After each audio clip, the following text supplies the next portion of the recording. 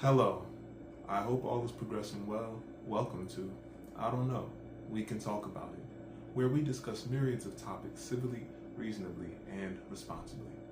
My name is Kevin Dufresne. Our first topic is about identity. How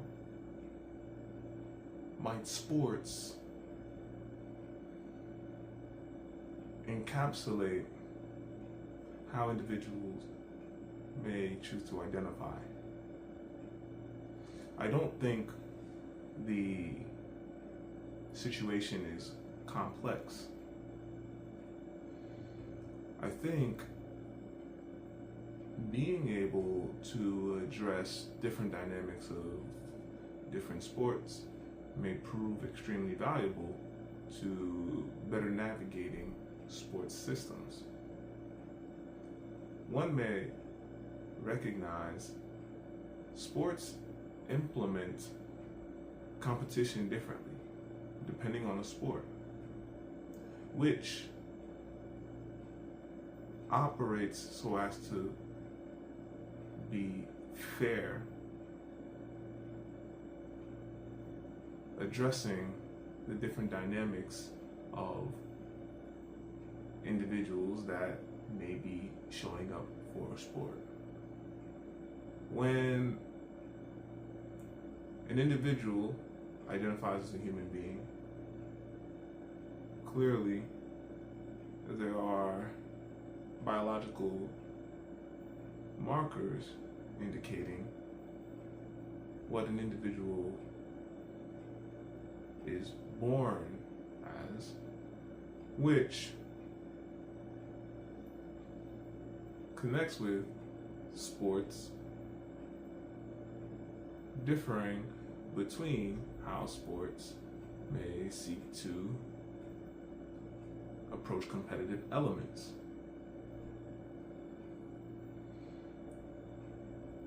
Every sport may offer an avenue of competition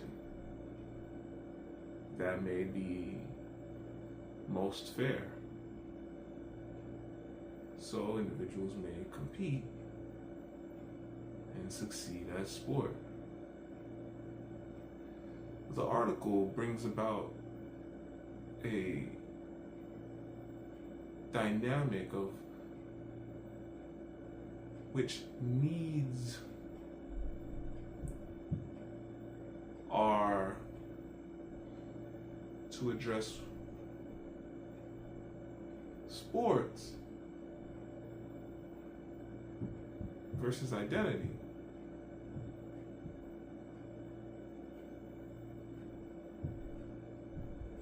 The sport requirement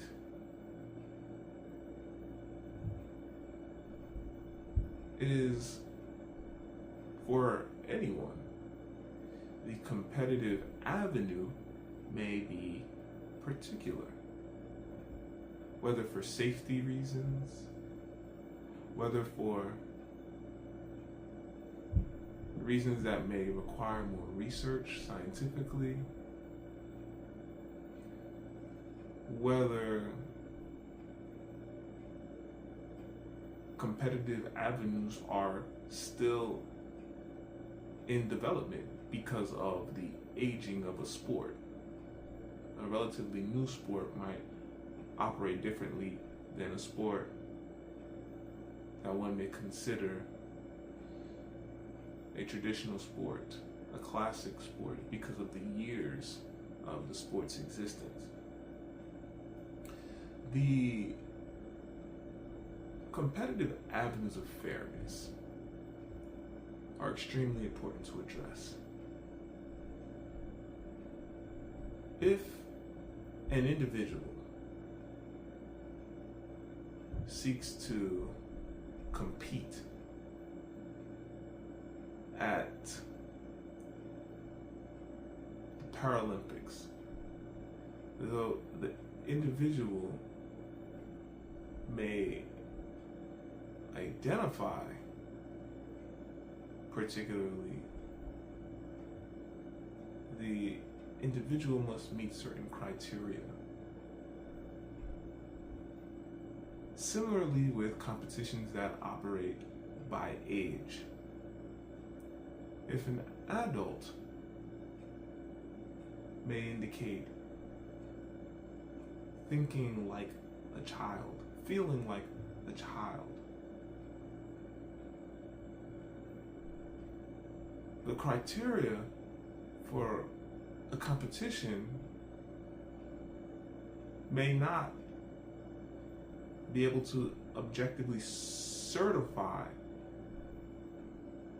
the adult as a child, regardless of how the adult may feel or think. Herein becomes a conversation addressing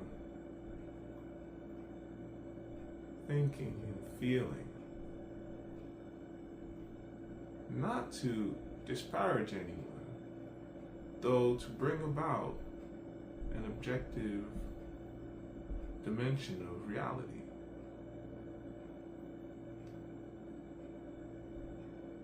If an individual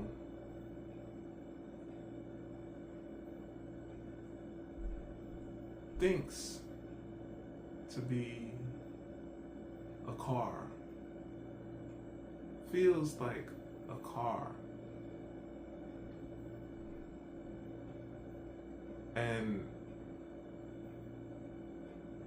wants another individual to ride the individual as a car in a NASCAR race,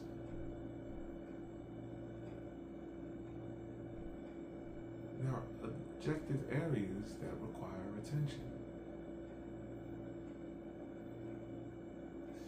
So sports may differ, and I feel as though there are many sports that offer crossover opportunities for individuals of the same sport to compete against each other. So individuals may succeed in their respective realm, then cross-compete, which doesn't invalidate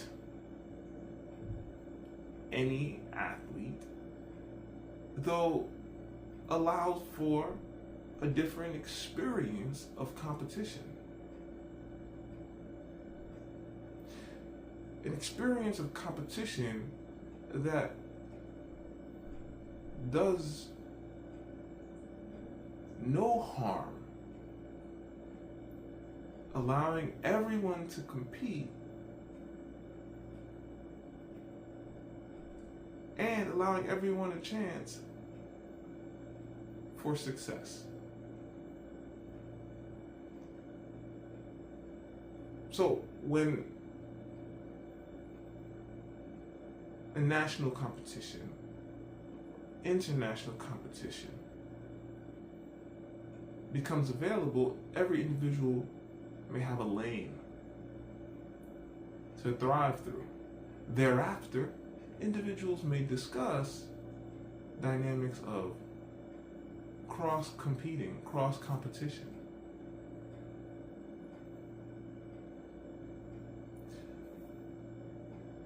To operate a fairness, to bring about equitable opportunity, as well as to respect expanding boundaries of research and development that are very particular, though general, regarding health, so as to better navigate details that may be scientifically supporting growth, so individuals may better comprehend dynamics of being human.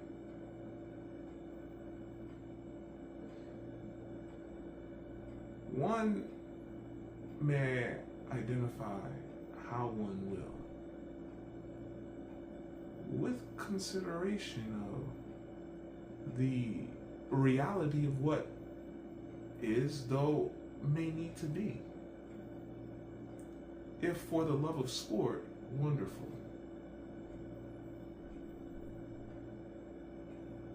So, if possible, why not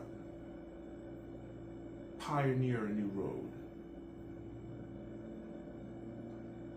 that may be supportive of the sport at large, as well as respectful of the different dimensions of criteria that individuals must subscribe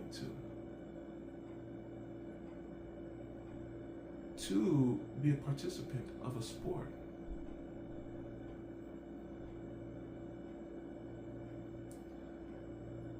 I think the article brings about these details well, and I think the avenues toward addressing how competition may be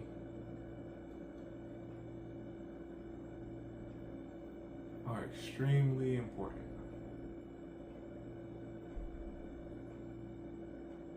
So, as to better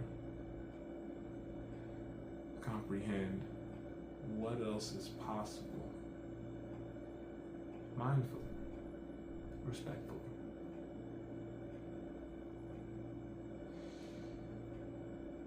our next topic: vaccinations, flus. What is to happen for individuals that might be in an environment of where many forms of bacteria, germs, disease may be, when there are conflicts that may not necessarily be of a school's delineation, though may shift between delineations spreading from a domestic environment to political concerns. I think if an individual has an opportunity to address one's health as best as possible, by all means, address one's health as best as possible. As best as reasonably possible means that an individual is well aware of what may be beneficial for one's health beyond one's perception or bias, if any, of what may be external to one's being that may be conflicting in one's reality as a method of improving one's health.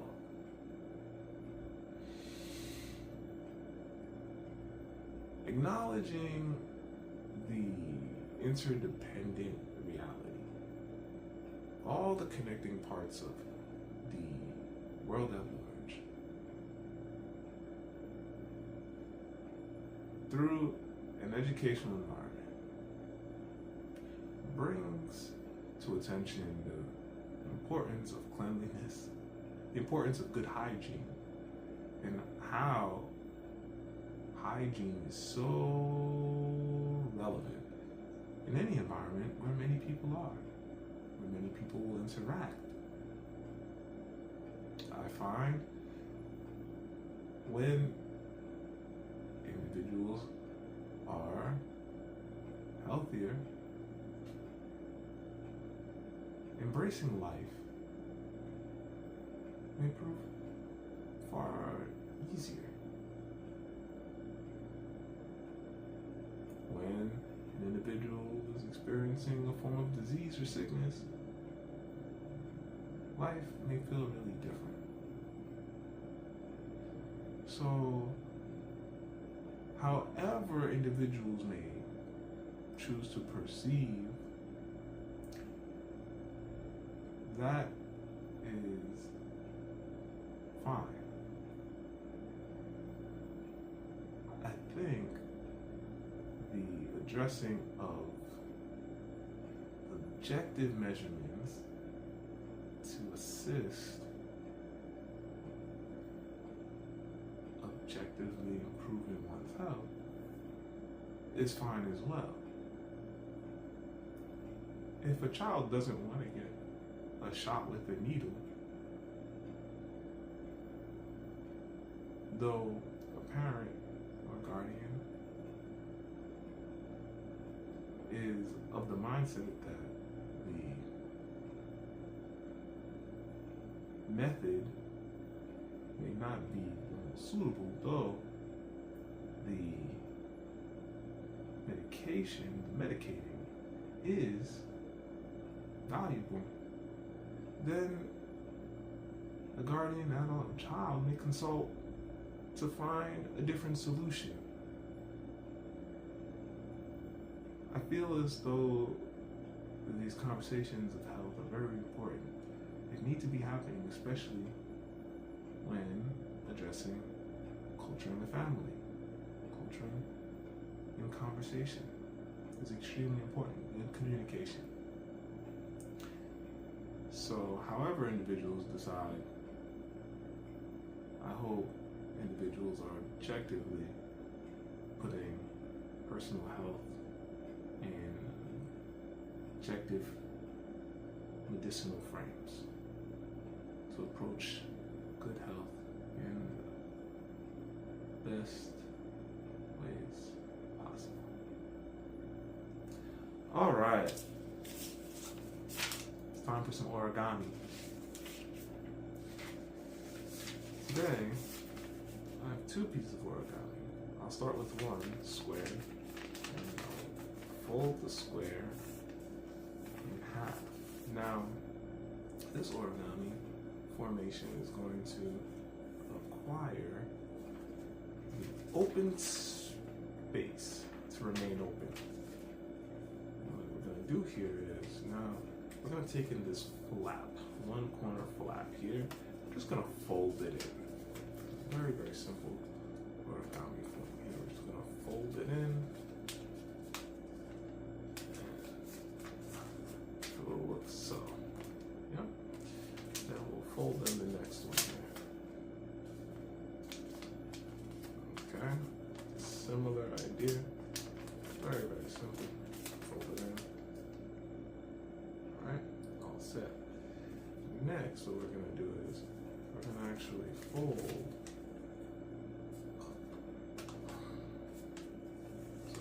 Fold them up here, this portion. Okay, so now we have it up here. Alright, now we're gonna be able to move from the other piece now.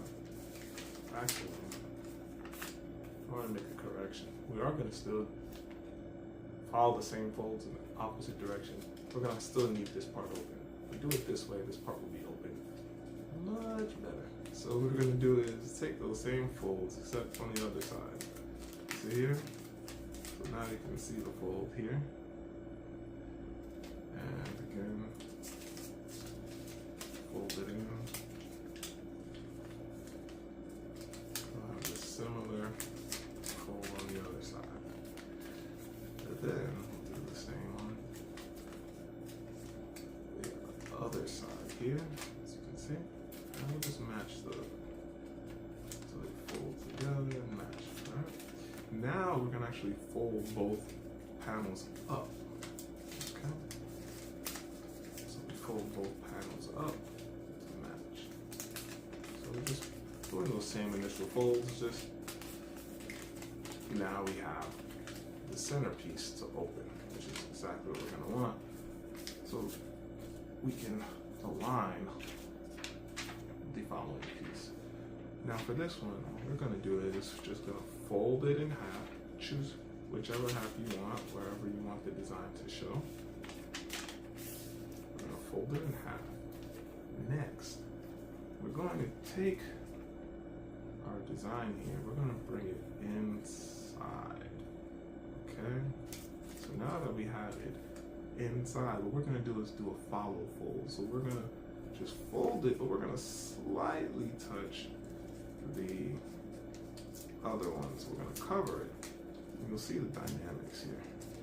So voila, you see that first line? Fold it. And, excuse me, we're going to fold it so we can have a double-sided watermelon. So we're going to make sure the open part is still on the outside, and we're going to keep the shut part going on the inside so they're matching. So again, we fold it just slightly over. We want to just have a nice evenness at the top so the edge will come out a little bit, or it'll just match up pretty evenly. So we'll just fold a little bit here. And there we go, the overlap. And then we'll just fold the other side. And we'll have that overlap. We'll do the same thing on the other side. Now, if you want to get a nice head start here though, you can just fold the bottom up, and you'll see now we have encapsulating form on that side. I'll just fold the other side now. So you want to see the layers of the watermelon. Okay.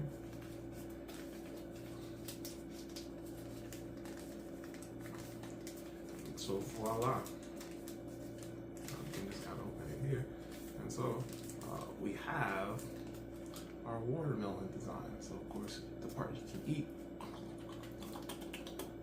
And then we have that changing part before we get to that external part. And depending on how you align the origami paper, you can align the design to reflect in a way that might be stylistic for your intentions. All right? Cool. So with that,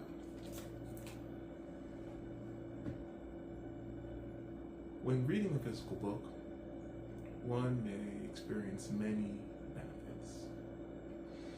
I champion reading physical books, and one's brain physically changes when one reads a physical book.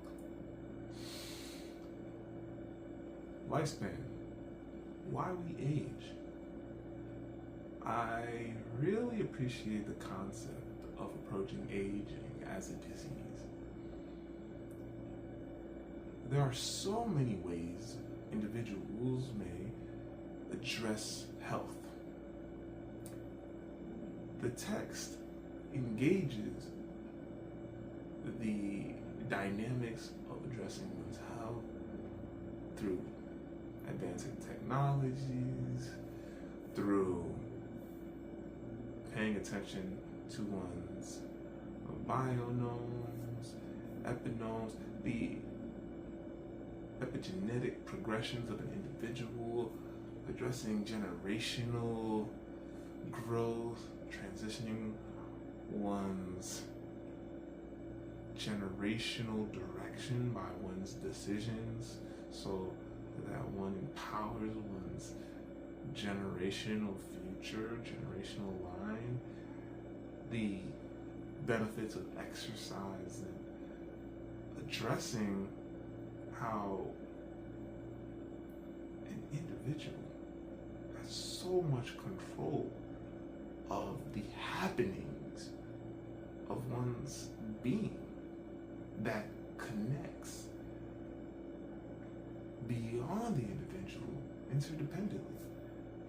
I think the text is fascinating, and brings about dynamics that contribute to how one may cater well to one's well-being.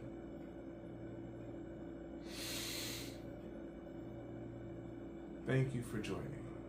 I don't know. We can talk about it. Onward and Upward, Kevin Dufresne.